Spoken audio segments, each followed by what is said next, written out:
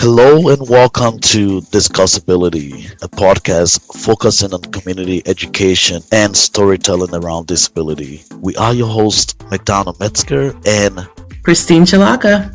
we create accessible, inclusive content for the general public. Discussion topics include current events in disability, lived experiences, policies, and resources. Hello, Discussability listeners out there in the podcast realm.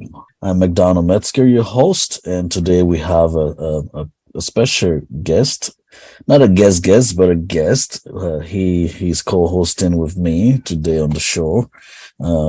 Christine is out, so he's sitting in for Christine. He's actually part of the Discussability production team, and he's Kenneth Pechtl. Kenneth, hello. Hello, thank you, McDonald. I'm happy to be here, but even happier to introduce our guest for today, Mr. Prince Cole.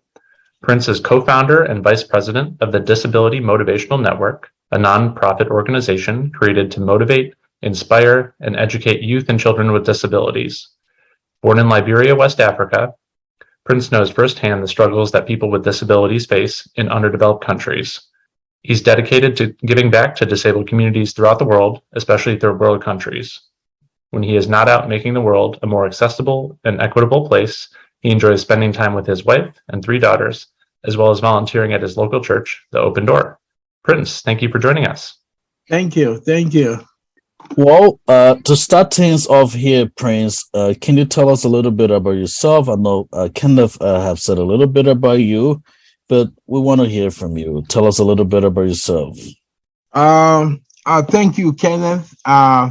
Thank you, Dr. Menza. My name is Prince Cole, as Kenneth said, and I live in Minnesota, precisely Blaine, city of Blaine.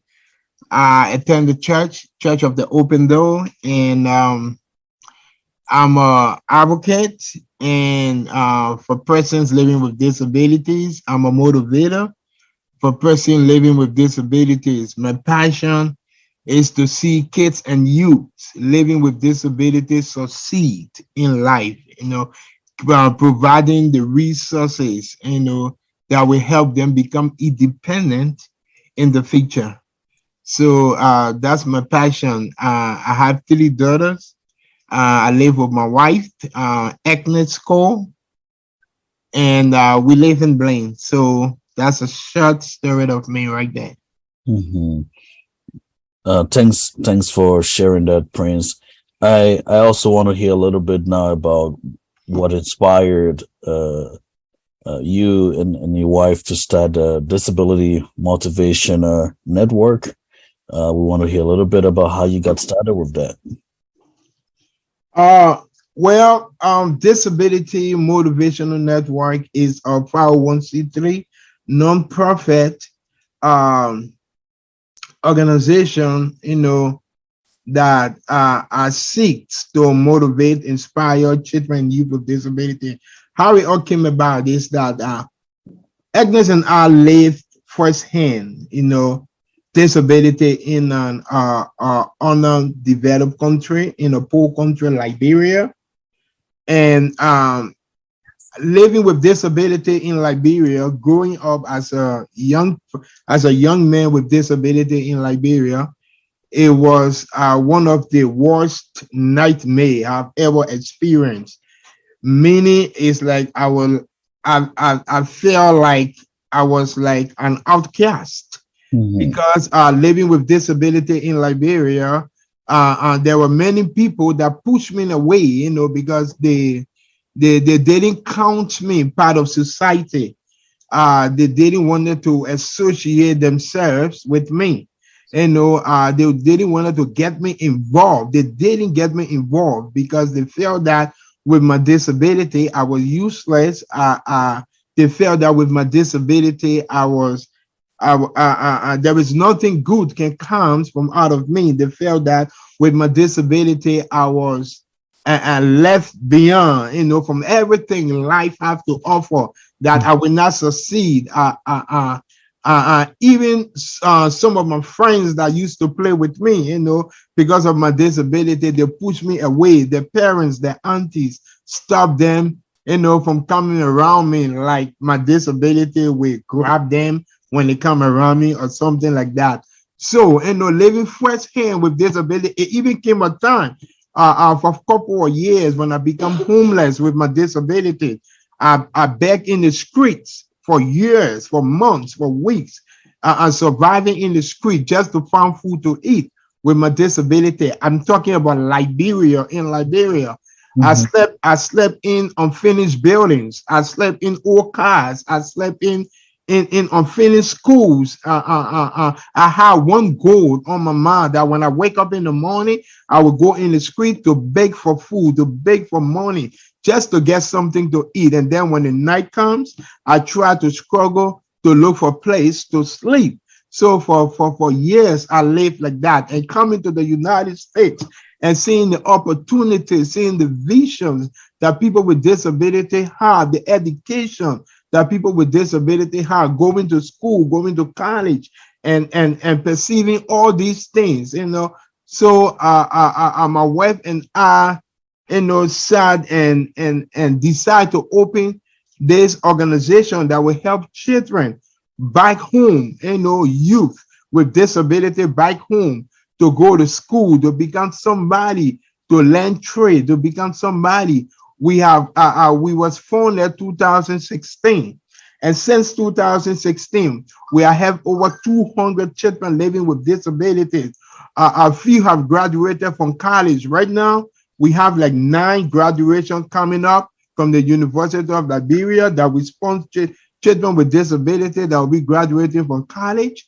So we have process, that we go through with these, amazing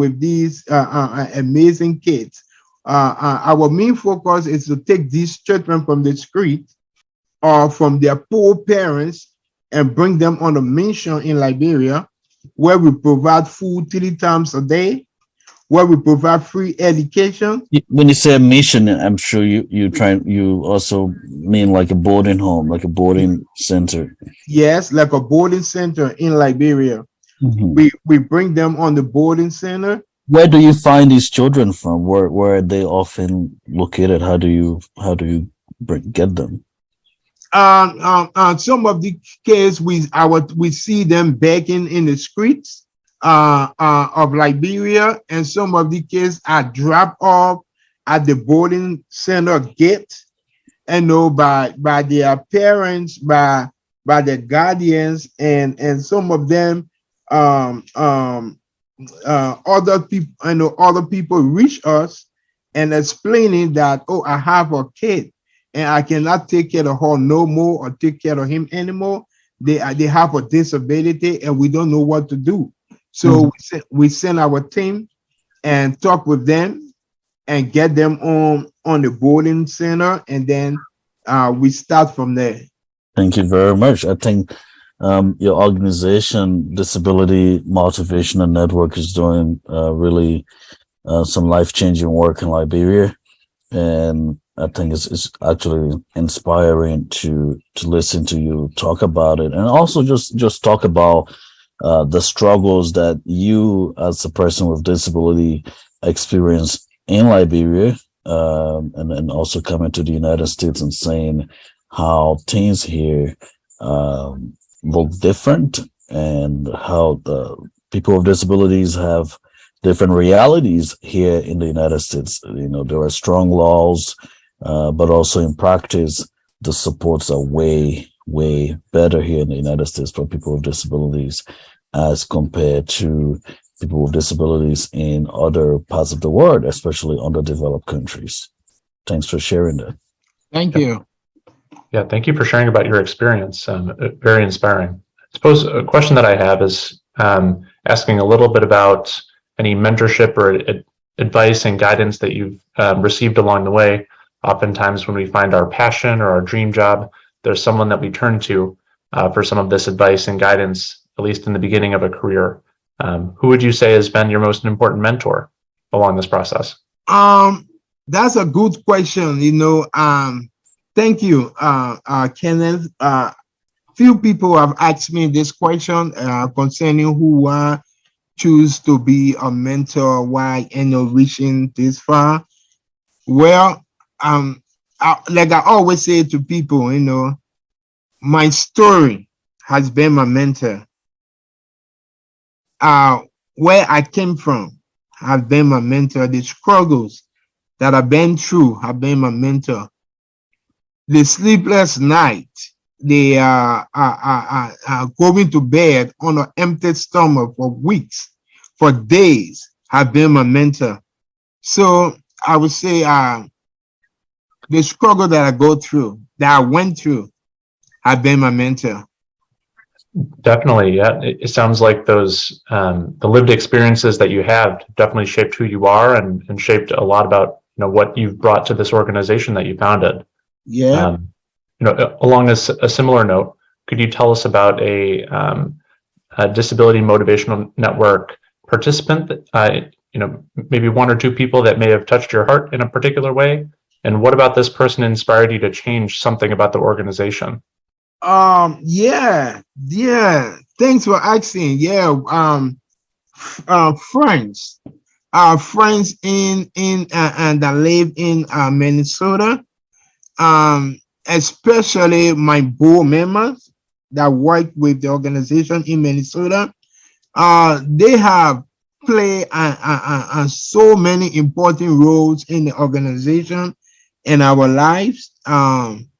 They have encouraged us, so much to change, the face of Disability Motivational Network.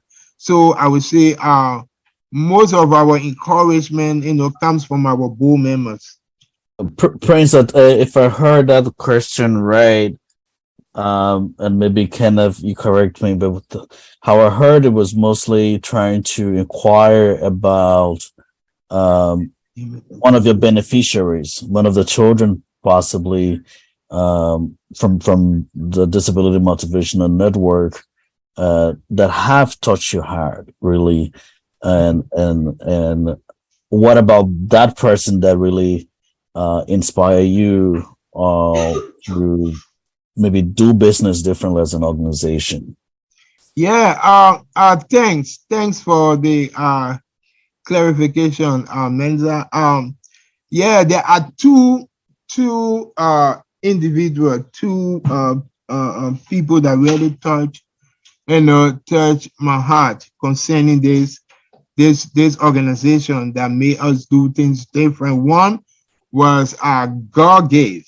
God gave it was at that time she was like 5, 6 years old. God gave was born with disability. As a child living with disability in the village, she was like an outcast, like me, and she lived with her grandmother in an old hut or old house. And every time God gave was sit in front the door of her grandmother old hut or house and watch the other kids go to school. She was born with just 2 fingers, the thumb and the little pinky finger, and she was born without toes. So she would say to her grandmother, "Grandma, can I go to school?" Her grandmother would reply, "How will you write? How will you wear shoes? In fact, we don't have money to feed ourselves every day. How can I send you to school?" With tears in this little girl's eyes, she would go back in her heart or her grandmother's old house and cry her eyes out. So there's a missionary that traveled far up in the village in Liberia and heard about God gave story and her grandmother. After interviewing her grandmother, and this missionary reached my wife, Agnes, and we discussed that, and Agnes sent a team to the village, and we got God gave from her grandmother years ago, and I think like 4 years now. And today, God gave have been living on the mission. She been going to school, and God gave can read and write. So uh, uh so story like that, is encouraging. It's really encouraging to us that may all see the face of our organization in a whole different form. And another one is Makura. Makula lived on the mission for many years on the same boarding center, and she went to school. We sent Makula to college, and she graduated from college. Instead of going outside, Makula came back on the boarding school, and now she's a teacher for the high school. So thank you. Both very inspiring stories. I was just going to add in that I think, when there's a will, there's a way. And it sounds like, through your organization, there's you've offered lots of opportunities to these children to, both just go to school, learn to read, learn to write, and then also to give back to their communities, which is incredible. Mm-hmm. Yep. Prince, this story, or at least we started the show talking about learning a little bit about you and your own lived experience and how that have really inspired you and now Agnes to set up the Disability Motivational Network. So the story started with you, and eventually, Agnes came into the picture. Your beautiful wife, Agnes, came into the picture. I wanted to share with our listeners, who would like to hear, how did you meet Agnes? What's the story behind it? What's the love story? If you feel comfortable sharing that with us, tell us about it. And Agnes, for our listeners too, Agnes is a person who self-identifies as a person with disabilities, and so because I know Agnes, so please share that story with us. Yeah. Thank you. I like when you say the love story. It is a love story. Well, Agnes, during the Civil War, for those who listening, Liberia been through 14 years Civil War. And one of the Civil War, our both families escaped from Liberia and to Ghana. Ghana, another West African country where we reside as a refugee. Agnes and I, knew each other from on the refugee camp as teenagers, as young people, we were very close. And then as the years went by, I left Agnes back.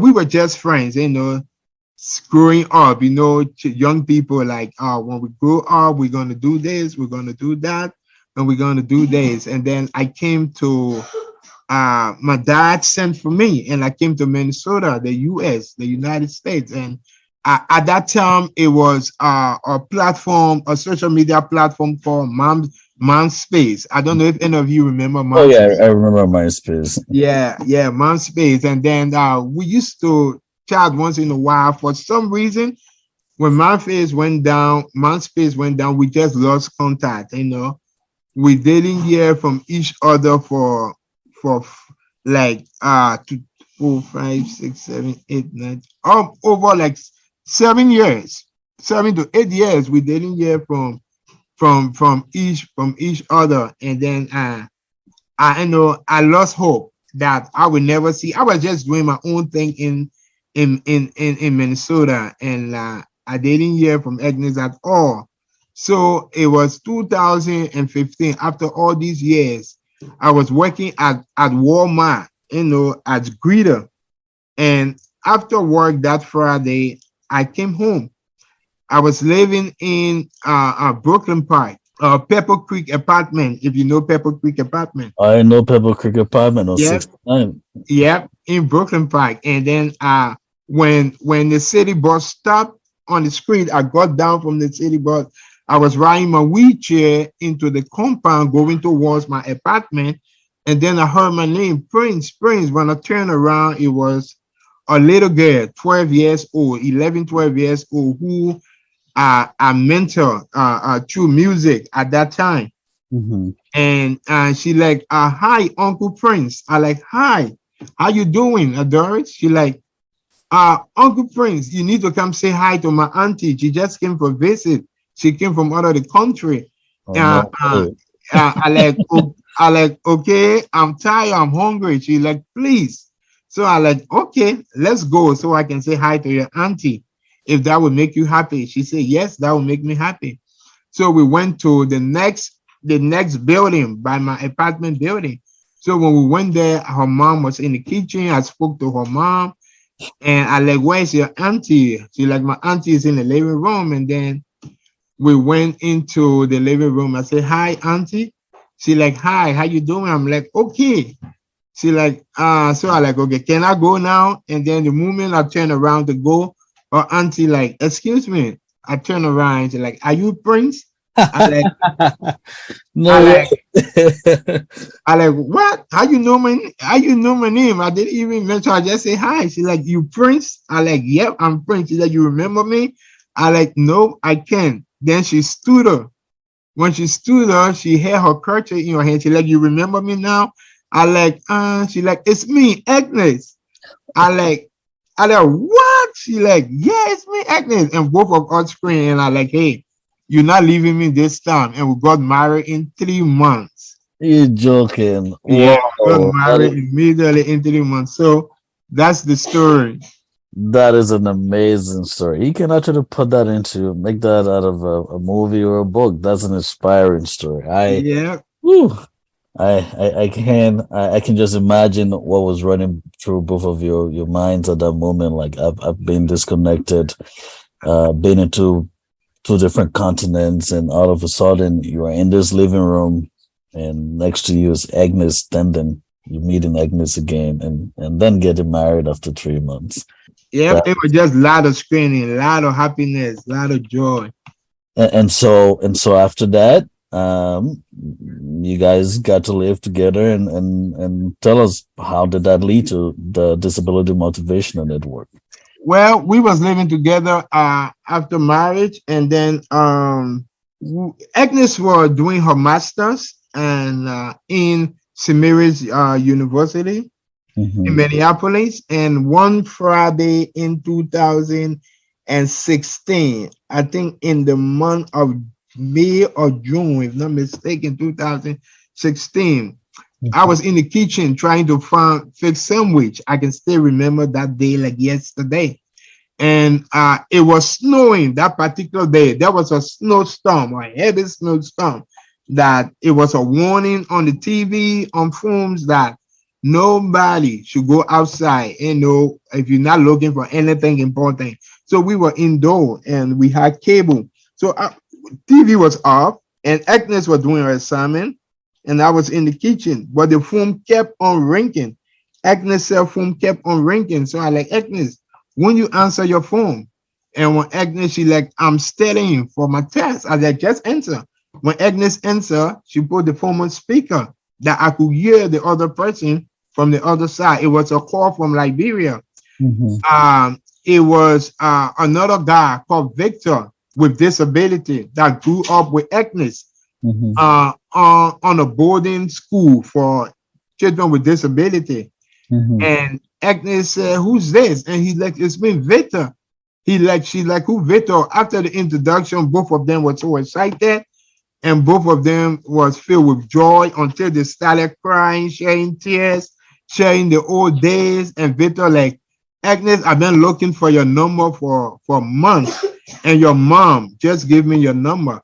Agnes like, everything okay? He like, no, as I'm speaking to you right now, we have lost some children from starvation. We just lost 2 to 3 kids from hunger. We are very hungry. And these kids all have disabilities. I don't know what to do and I don't know where to go. So Agnes like, Prince, how much do we have in our account? At that time, Agnes was not working. I was just working to Goodwill at that time. And I was not making that much. And we have like $105 in our account. So she like, can we send $60? I like, okay, no problem, but how will we send it? And Victor like, we hungry, we are not eating for days. So Agnes helped me buckle up, wore my jacket, my hat, my gloves into the wheelchair. I went in the snow, in the storm. I rode my wheelchair from the apartment to the bus stop. People who drives by were saying, "Are you okay? Do you need help?" I know I'm okay. I'm going to the bus stop. And some people felt I was going crazy because it was snowing. There was a heavy snowstorm. I went into the snow, waited for the bus for 30 minutes, got on the bus, went to TCF, then Corfu, and then sent the $60 and came back home. When I got back home, Agnes called Victor and like, "Hey, we just sent $60. I can still remember Victor, the joy from his voice, telling us, "Thank you, thank you, thank you." And he was so excited. And he said, "You guys don't know what you do. This $60 at least will buy food for 2 to 3 days." And when Victor left the phone, Agnes said, "Prince, is there a way that we turn off some of the stuff in our house so we can send $50 every month?" So I like, yeah. So I turn off my cell phone, we turn off our cable, and we was okay with just the basic channel. So we took this money every month for almost a year. We sent 50, 60, 70, 50, 60, 70 until Disability Motivational Network was funded. Talk about a call to action. I mean, you received a call from across the from a separate continent, and in the same day, it seemed like the organization in its earliest form was already up and running. Yep. Thank you, Kenneth. Thank you. Yep. What are some of the biggest challenges that you and Agnes as leaders of the Disability Motivational Network are facing right now in terms of running it and making sure that the boarding school in Liberia is running and you have the capacity to take on even the children who you don't prepare for, who are left at the gates of the boarding school? How are you handling all of that? Thank you, Menza. This is a good question because this is our major problem we face right now. I know as I speak, there are more kids that are on waiting list. There are more kids that are on waiting list. Even 2 weeks ago, we took in 10 new kids on the boarding school, even though we don't have the financial backing, but their condition, is so worse that we couldn't turn them away. So we took them in, about 10 of them.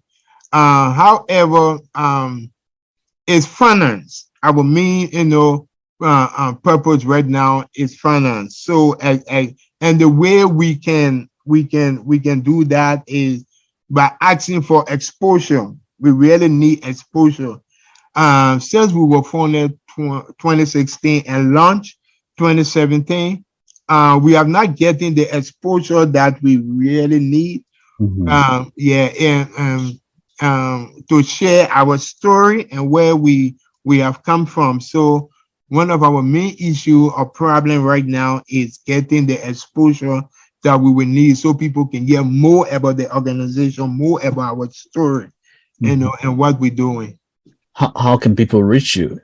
People can reach us through our website, Disability Motivational Network.org, and through Facebook, Disability Motivational Network, and through our regular phones number. Yeah, so people can reach us so many ways. I mean, it will be. I'm hoping that you will get some of that visibility through Discussability. And if there's anything we can do to create more visibility, feel free to reach out to us at any time. And I'm hoping that you can connect with others out there who can help also just to ensure that the news about information about your work is shared widely and hopefully you can get some support. Let's talk a little bit about access and accessibility. I mean, you live here in the United States, you know what that means, but in Liberia, where the Disability Motivational Network is working, how does that even translate to the work you're doing in Liberia when we talk about access and accessibility for people with disabilities? Can you say a little bit more about that? So, if I will rephrase the question, is access with accessibility for people living with disability in Liberia, right? Mm-hmm. Well, thank you.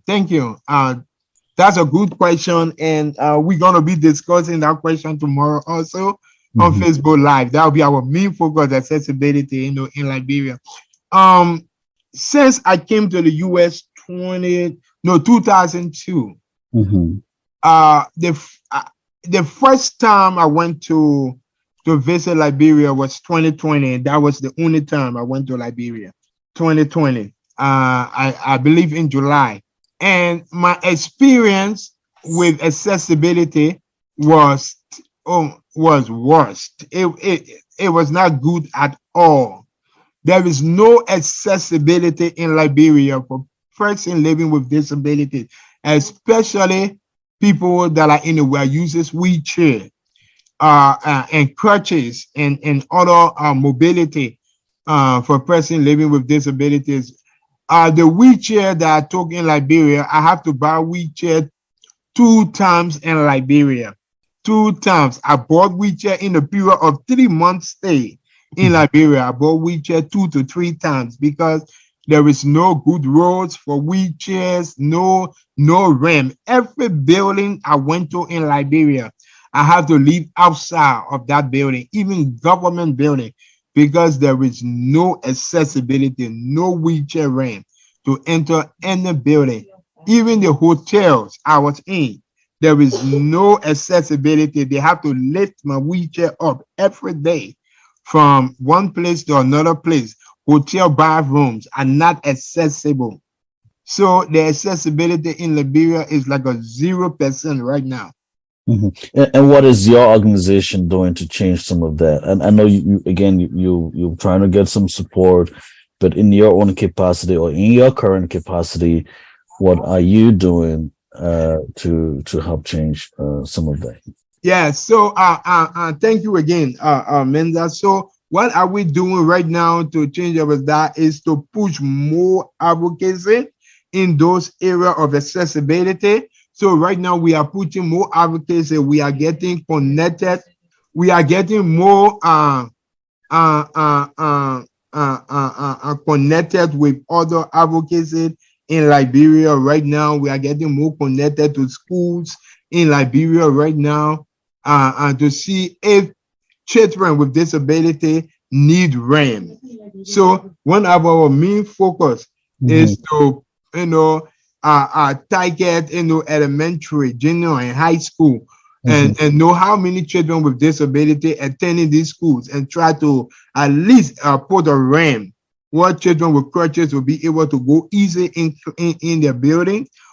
Children with wheelchair will be able to ride in their buildings. So, and the advocacy on ground right now is for them to push, this accessibility, especially businesses like hotels, like other, social area for people with disabilities, for children with disability to have access to. So that's our main focus right now. That is a good focus. Yeah. It sounds like the focus is primarily on the physical accessibility of buildings and businesses. Are there ways that the boarding school is sort of a model for that, but by maybe having ramps out front and being more accessible on the inside? Yes, everything is accessible at the boarding center right now. The schools, the church, the dormitory, both girls and boys, everything accessible right now. So even right now, as we speak, Agnes is traveling next week. She's going back for last year. we have a gala last year to launch a sewing school for adults living with disabilities that will not be able to go to school. And the first graduation is happening the first Saturday in January. And Agnes is leaving next week for that graduation. And about 24 to 25 individuals with disabilities will be graduating from the sewing school in Liberia that we launched last year. And Agnes will also be going down for the groundbreaking of a mini clinic project. So we're starting a mini clinic project because, like Menza just asked about accessibility, there is no clinic in Liberia that is accessible, or hospital that is accessible for people with disability. In fact, people with disability, when they go to the clinic or hospital, they are not being looked after the way the normal people is looked after, because doctors, nurses, they feel that these people don't have money, so they don't look after them. For this reason, the death rates in Liberia for people with disability is increasing every day. So we come up with a project, a 2-year project, that will build a mini clinic that will be directed for people living with disabilities, especially people living with disabilities. So Agnes is going down for the groundbreaking of the groundbreaking ceremony next week for the clinic in Liberia. That sounds like a great idea. Speaking as someone in healthcare, it's unfortunate that these individuals with disabilities are not offered that same and equitable treatment in Liberia. I think also we see a little bit of that here in the United States, but also from a societal standpoint, I think our society here in the United States, it seems that when you're out in public and you see someone with an outward or a physical disability, it's something where you often look away or don't think second about it. True. And I think it all it takes is a few accessible ramps or just a couple changes here and there to really change the way people think about accessibility and the ways we can adapt our world to make it more accessible for everyone. Yeah, true. Thank you so much, Kenneth. Of course. I know we've been talking about the Disability Motivational Network for a little bit now. Thinking back to when you and your wife first founded this organization back in 2016, is there any advice, now a few years later, that you would give your past self if you had to go through this again? Yeah. If I would give my pride myself with an advice, if I have to go through this again, I would like to, focus on the marketing aspect of this organization, the exposure aspect of this organization, because this is where we are right now. This is where we are right now because we the beginning we first focus on our church, and only our church that we have right now that helping pushing us, this organization, and other friends, friends that are out there that donate once in a while or on a monthly donation or sponsoring a kid, that believe in the cause, friends that believe in what we're doing, and they call us sometimes and just donate, we sometimes without knowing, they just go on the website and donate. So if I would pet myself, this is one of the things I will have focused on, the exposure, the marketing aspect, which we are planning to do right now, because we really need exposure. We need for churches to hear our story. We need for podcasts to hear our story. We need for gathering. We need for people out there to hear our story and join us in any way they can, as long as they believe in the cause and the vision. Definitely, and we hope our podcast listeners will take that to heart, and we'll be leaving your contact information and some more information towards the end of the podcast here. Yeah, I think exposure is everything nowadays, especially with social media and the internet and all these advances that are able to connect our world. But without the exposure to get people thinking about this cause, it's hard to keep it going. Yes, yes, exactly. We've been talking a lot about your organization, and I suppose towards the end of this podcast, we want to switch and turn the lens back a little bit more to you and who you are. The question I have for you is, what or who makes you feel inspired or makes you feel like your best self? What's something that makes you feel inspired? Growing up, I used to love sports. I used to play soccer, before I got sick, before I got paralyzed and confined to a wheelchair. I used to play soccer. So when I got sick, and been through all these things that I've just explained, and coming to the US and went through all these amazing things, education, all these things that I just explained,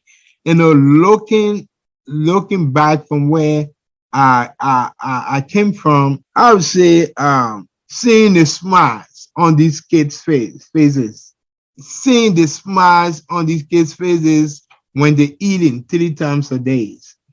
Or kids that thought all her hope or his hope, had gone away, and a kid that never thought that he or she could find smile again, and now living on the at the boarding center, and having friends around, going to school, eating, and they can dream again. It really inspires me when I see these children, talking about their dream, like the little girl I told you about that God gave, that grew up in the village with her grandmother. It used to be so difficult to see smile on God gave face, but now she's smiling. And then when she talks to me on the phone, I ask her, God gave, when you grow up, what do you want to become? She like, I want to become a medical doctor. When I ask her why, she like to help other kids like me. So it inspired me a lot. I want to do more for other kids like God gave out there. That inspiration and that drive is so infectious. That's wonderful. It is. It is. I like to actually, given our time, jump to a quote here that says, all good men and women must take responsibility to create legacies that will take the next generation to a level we could only imagine. On that note, if you could be remembered for one thing and one thing only, what would it be? What would that be? If I could be remembered for one thing only, a person who smiles a lot, and a person who puts smile on other faces, a person who sees the struggles as champion, a person who sees their inability as ability, a person who don't give up. If I'll be remembered, I want to be remembered for as a person who wants to see, another person, especially another person with disability, reach the highest peg in life, and give back to society. Yeah, that's been my dream. That's been my goals, And I told myself one thing: I've been there. I live it. I drink it. I eat it. I understand. And the smile, I know I can attest to, because I've seen you smile a lot. Yeah. Yeah. Thanks for sharing that. That's something good to remember you for, and also for the change that you and Agnes both are making in the lives of, or the impact you're making in the lives of children with disabilities in Liberia. Yeah. As we get towards the end of this podcast, is there one question that you wished we would have asked you, and how would you have answered that? One question I wish that you guys would have asked me is what can the audience know about these kids on the mission, and how can someone in the audience, those if if those that are moved and wants to be part of this great thing, how can they be part of it? And my answer will be, we take it by a child. With just $35 a month, a child will be able to go to school. A child will be able to eat 3 times a day. A child will be able to get medical for the whole month. So with just $35, and this $35 is break down into 3 parts. So we use $15 for school, $10 for feeding, and $10 for medicine for each month. So for a year, we're talking about 400 plus.